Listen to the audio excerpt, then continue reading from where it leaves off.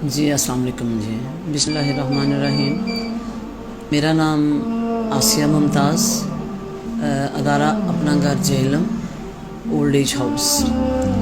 آج میں آپ کو ایک ریسنٹلی جو ڈیتھ ہوئی ہے کل کہانی سنانے لگی ہوں۔ کہانی سنانے کا مقصد یہ نہیں ہے کہ میں لوگوں کو ایموشنل کروں، میرا صرف یہ پیغام ہوگا کہ خدا را اپنے والدین کا خیال کرے، ان کی قدر کریں۔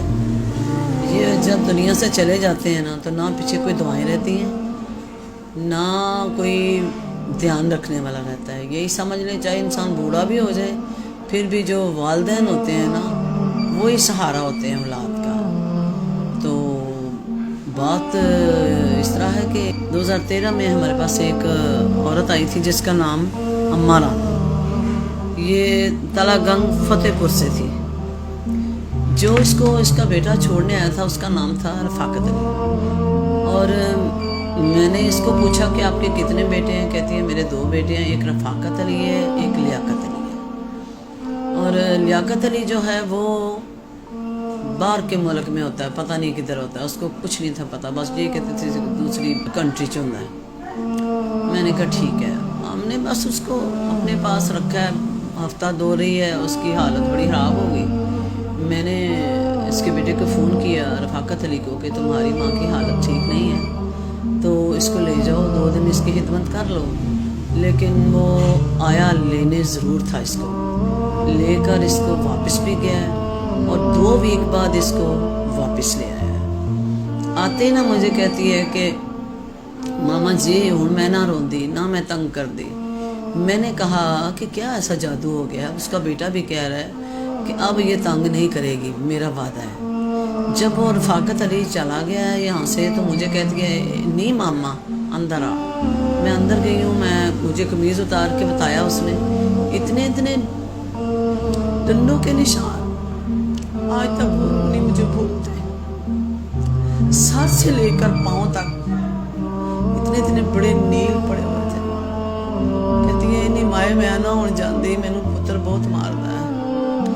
بہرحال وہ جب بیٹا اس کے چھوڑ کے چلا گیا تو مجھے فون کر کے یہ پوچھتا رہا ہے ہمیشہ کہ آپ جو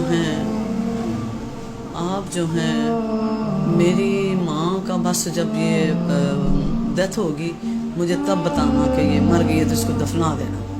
میں نے کہا بڑا بھائی حصہ تو جب بھی مجھے فون کرتا تھا تو کہتا تھا کہ میری ماں مری ہے کہ نہیں، تو میں بہت پریشان ہوتی تھی۔ پھر یہ ہوا یہ کہ 9 ماہ پہلے اس کی نا آنکھوں کا ہم نے آپریشن کرایا، ذرا اس کی کم نظر آتا تھا، بالکل بلکہ نظر ہی نہیں تھا آتا۔ تو 9 ماہ پہلے پھر ہم نے اس کو بتایا کہ رفاقت علی تیری ماں کا ہم نے آپریشن کروایا، تو ذرا خبر ہی لینے آ جاتا۔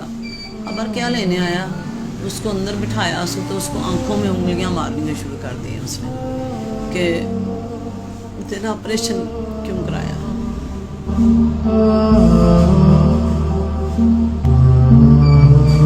میرے ملازم کو آواز آئی ہے، وہ دوڑتا ہوا آیا، اس نے پوچھا اماں رانو کیوں رو رہی ہیں؟ کہتی ہے میرے پترے مینوں ماریا، اکھیاں میں انگلیاں ماری، تینوں نظر کیوں آتا ہے، کیوں آپریشن کرایا میں؟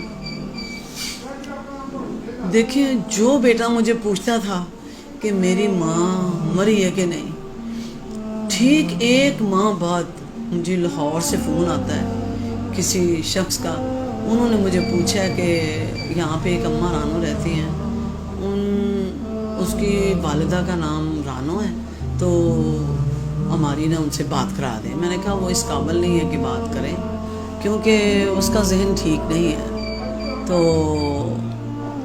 وہ کہنے لگا کہ میں نے کہا کہ آپ میرے سے بات کر لیں۔ کہتا ہے کہ بات یہ ہے کہ جو اماں رانو کا بیٹا ہے نا رفاقت علی، اس کو ہارٹ اٹیک ہوا ہے، وہ دنیا سے جا چکا ہے۔ میں نے آسمانوں کی طرف دیکھا، میں نے کہا واہ میرے رب، جو اپنی ماں کا پوچھتا تھا کہ وہ دنیا سے گئی ہے کہ نہیں، آج وہ خود چلا گیا، ایک بچی 2 سال کی اور ایک بچی 4 سال کی چھوڑ کے۔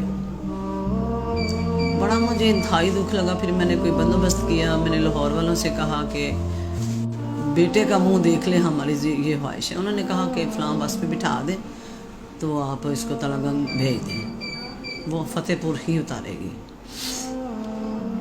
میں نے پھر اس کو بٹھا دیا. تیسرے دن کوئی ان کے پڑوسی پھر واپس چھوڑ کے چلے گئے. اس کے بعد پھر میں نے اس کے بیٹے کو ڈھونڈا جو لیاقت علی تھا. مجھے کسی نے بتایا کہ لیاقت علی جو ہے نا وہ لیکچرار ہے ادھر اسلام آباد میں, ٹھیک ہے. تو اس کو بلایا, پھر ہم نے کہا کہ نئے سرے سے آپ آ کے فارم فل کریں یا پھر سائن کر جائیں کہ میری ماں آپ کے پاس ہے. تو ظاہر ہے آپ کی امانت ہے, ماں ہے آپ کی. بس آیا, بڑی مشکل سے آیا, بلا بلا کے سائن کی اور چلا گیا. ابھی 3 دن پہلے اس کی حالت بہت خراب ہو گئی تھی اماں رانو کی. میں نے یہ کیا کہ میں نے اس کے بیٹے کو فون کیا لیاقت کو. تو لیاقت کو میں نے کہا کہ بس ذہنی طور پہ ریڈی رہنا کیونکہ تمہاری ماں کی حالت ٹھیک نہیں ہے, تو کسی وقت بھی آپ کو آنا پڑ جائے گا. تو پھر اس کے بعد اس نے مجھے 3 دن نہیں پوچھا کہ کیسی حالت ہے یا کیا ہے کیا نہیں. لہٰذا وہ کل جب اس کی ڈیتھ ہوئی ہے 3 بجے تو میں نے اس کو کال کی. میں نے کہا کہ لیاقت تیری والدہ دی ڈیتھ ہو گئی تے ہن کی کرنا ہے. کہتا نہیں گراؤں وچ نہ دسیو تے بس میں آمنا وا پیا. میں نے کہا ٹھیک ہے. تو میں نے اس سے پوچھا کہ کتنے بجے آؤ گے. کہتا ہے میں آؤں گا 9 بجے. ہم نے قبر گن کو کہہ دیا کہ 9 بجے قبر تیار رکھنا. اس نے قبر تیار کر لی. یہ 9:30 بجے پہنچ جائے تو آ کے بیٹھ گیا یہاں پہ. میں نے اسے پوچھا ہے, میں نے کہا تیری والدہ ہے 100 وگے زمین کی مالک ہے, 100 وگے زمین کی.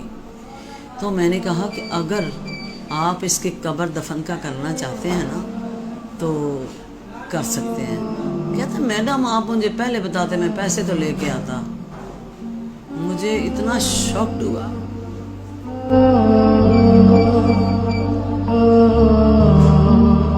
یہ چیزیں پوچھنے والی ہوتی ہیں. کل سے میں بہت, میری طبیعت خراب ہے اسی وجہ سے کہ یا اللہ اولاد دینا, نیک دینا, صالحہ دینا, قدر کرنے والی دینا. اس کے بعد میں نے کہا ماں کا منہ تو دیکھ لے. کہتا دیکھ لینا. پھر میں نے کہا کہ ساتھ جاؤ, جا کے دفناؤ. تو گیا ہمارا ڈرائیور, ساتھ لے کر گیا اس کو. وہاں پہ میت رکھی ہے لوگوں کو اکٹھا کرنے کے لیے, جنازے کے لیے. ظاہر ہے ایک دم تو کوئی بھی نہیں آتا. وہاں پہ ایسے چوری بھاگا ہے کہ نہ تو اس نے جنازہ پڑھا ہے نہ اس نے مٹی ڈالی ہے.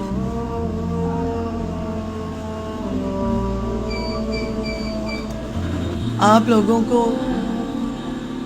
آج کل کی جو جنریشن ہے, پھر دوبارہ یہی کہنا چاہتی ہوں کہ پلیز اپنے والدین کی قدر کریں. ہم تو خدمت کے لیے بیٹھے ہوئے ہیں, ہم خدمت کر رہے ہیں. اللہ پاک ہمیں ہمت دے.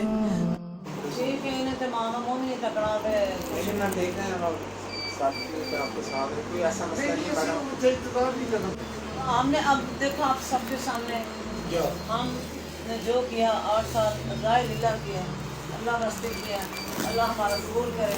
اور آج کا بھی قبر کا دفن کا وہ بھی ہم ہی کر رہے ہیں. اللہ ہمارا قبول کرے. میں یہ سارا اس آرگنائزیشن میں انہوں نے بہت میری ماں کی خدمت کی ہے اور یہ سارا 8 سال تک انہوں نے خدمت کی ہے اور سارا کچھ یہ جنازے کا بھی یہ کر رہے ہیں, قبر میں بھی سارے ایکسپینڈیچر یہ برداشت کر رہے ہیں. اور ان کا بہت زیادہ ہماری والدہ کا وہ مطلب خدمت بہت عمل کر رہے ہیں. اللہ تعالیٰ